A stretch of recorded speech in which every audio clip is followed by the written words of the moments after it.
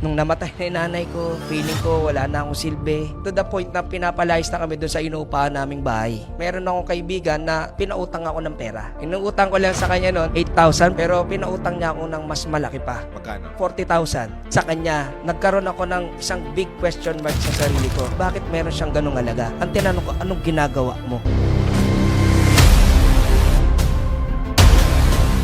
May trabaho ka ba pero kulang pa rin ang kita? Nangangamba tuwing petsa de peligro. Sa kanil mas manahan trabaho ngayon? Mga mommies na gustong kumita kahit nasa bahay ka lang.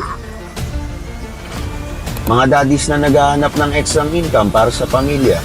Breadwinner ka ba na naghahanap ng dagdag kita? Graduate pero wala pa ring work? Kung isa ka sa kanila at gusto mong kumita ng 20k to 60k nang walang nilalabas na puhunan, ito na ang oportunidad na hinahanap mo.